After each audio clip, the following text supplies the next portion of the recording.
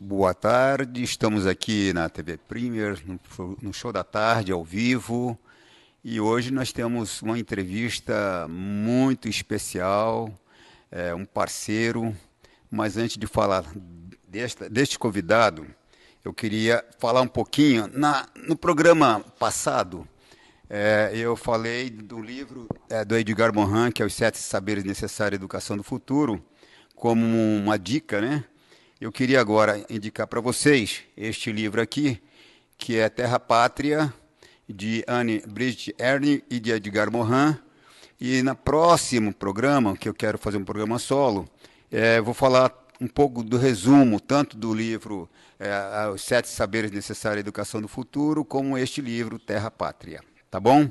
Dito isso, hoje é quinta-feira, dia 12, e estou agora aqui com o Marco Duarte de Oliveira, 61 anos, vai fazer 62, nascido em Porto Alegre, iniciou as suas atividades em Brasília.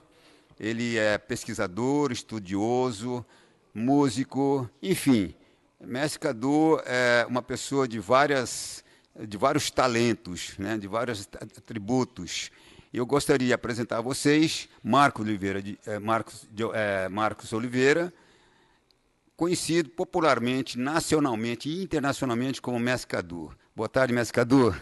Seja bem-vindo. Obrigado. Tá Pela bom. gentileza. Então, nós hoje vamos falar um pouquinho do arco musical primitivo ao birimbau de barriga. Esse é um trabalho de pesquisa, mas quem vai falar sobre isso aqui é o Mestre Cadu. À vontade, mestre. Obrigado, mestre. Obrigado pelo espaço, pela gentileza, pela Imagina. recepção, pela Prazer oportunidade recebê-lo também aqui. de estar falando sobre esse artigo que foi escrito a quatro mãos. Então, eu, o mestre Falcão, nosso parceiro, né, Certo. que foi uma ideia vinda de uma preocupação quanto à capoeira, entre várias que nós temos, né?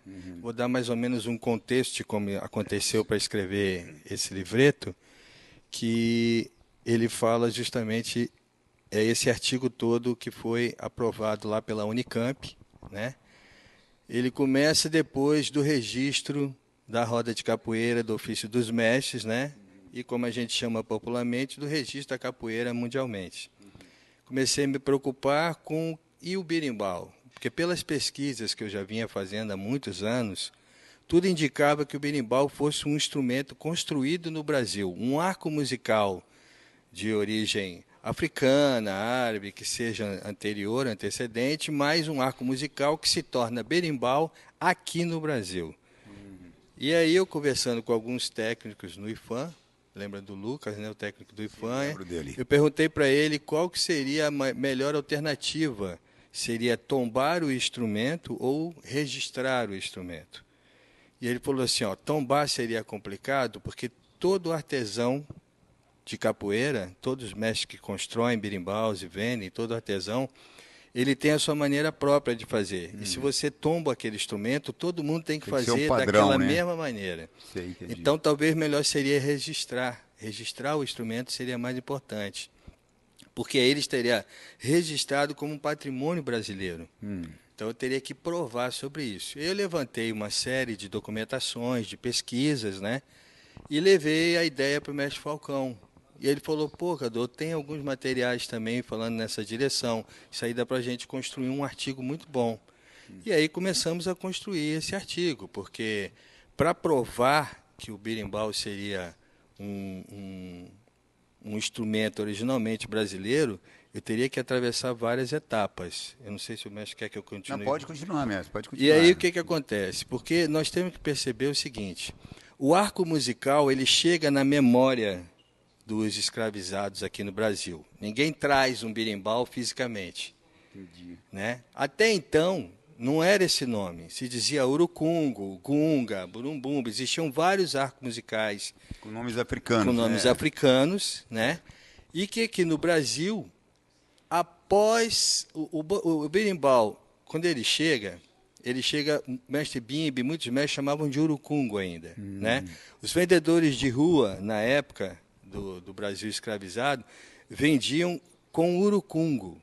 Por quê? Era um arco feito de tripa, de animal, Que era ou corda, de né, cipó, era uma corda, e aí eles colocavam o dedo, né? A gente sabe disso. Tocavam com a varinha, mas Dedilhavam, né? faziam o som com o dedo, né? Eles usavam esse material. Só que isso se transforma com a chegada do automóvel em 1900. Porque aí, com a chegada do automóvel, com a criação do automóvel, se faz o pneu de aço. Com o pneu de aço é que se tira o arame para colocar, porque até então a tripa de animal e o cipó de imbé, por exemplo, Mestre Bimba usava cipó de imbé, isso é um Era uma depoimento outra que me deu. sonoridade, inclusive, né? Exato, tudo muda. O comprimento da verga, a textura da verga, a A verga é a flexibilidade madeira, dela, né, pessoal? a madeira, isso aí tudo é transformado com o tempo. Inclusive, a professora Emília Biancardi, é uma museóloga, né, extremamente famosa da Bahia, ela diz que, conversando com o mestre Pastinha, ele diz que os estivadores é que começam a descobrir isso, no caso do Porto, quando os pneus caíam em desuso, né, ficavam ruins e tal, eles queimavam o pneu e começaram a perceber que ali dentro tinha um aço.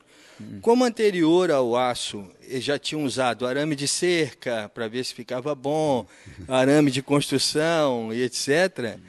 E não tinha som, porque não era um aço que dava uma têmpora, um Repercussão, som, né? Não exatamente. repercutia. Então, quando eles acham o aço do pneu, o arame do pneu, isso tudo modifica. E isso foi modificado não apenas no berimbau, para o berimbau, mas os instrumentos de corda em geral antes eram feitos com outro material, né? Sim. Como, por exemplo, a corda do violino, ainda tem corda de violino com tripa de E do animal, piano também, né, com mestre? piano, entendeu? E depois da descoberta do fio de aço, e aí todos os instrumentos mudam, e com isso as estruturas dos instrumentos mudam.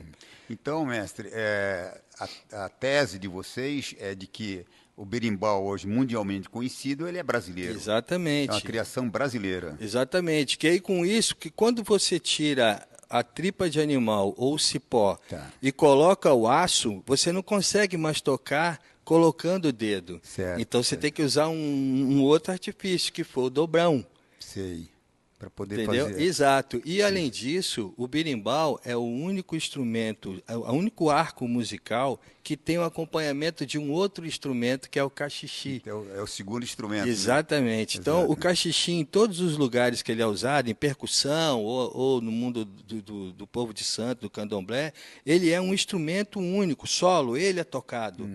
Na capoeira, no berimbau particularmente, ele é coadjuvante do berimbau, ele acompanha o berimbau, entendeu? Certo, certo. E não existe em nenhum lugar do mundo que tenha um outro arco musical que tenha acompanhamento com o cachixi e com o dobrão. Mestre, então, por exemplo, esse livreto, pode mostrar para o nosso público onde que a gente poderia estar encontrando, mestre, nas redes sociais? Olha, ele nas redes sociais, ele está, né, para acho baixar, que vai aparecer pode aqui baixar ele no eletronicamente. rodapé aqui, vai aparecer né? tua rede social ali. Isso.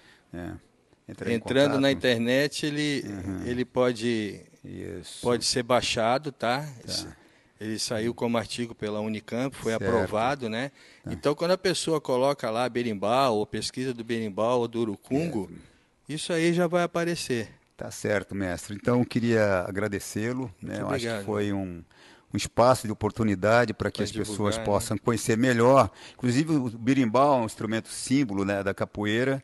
E o mestre Cadu e o mestre Falcão são dois pesquisadores estudiosos da musicalidade da capoeira. Faz essa pesquisa aprovada, inclusive por uma dimensão universitária, né? Reconhecido como um artigo científico, né? Importante que é uma memória, é um registro histórico, né, mestre? Então é isso, pessoal. Queria aqui agradecer mais uma vez, estar com vocês aqui no Minha Vida Pop, no Show da Tarde, na TV Premier. E até o próximo programa, quando a gente vai estar trazendo um pouquinho desses dois livretos aqui que eu dei como dica, né? Que é Os 7 Saberes Necessários, A Educação do Futuro e A Terra Pátria, de Edgar Morin. Então, um abraço a todos aí. Obrigado mais uma vez aí. Um beijo para todos.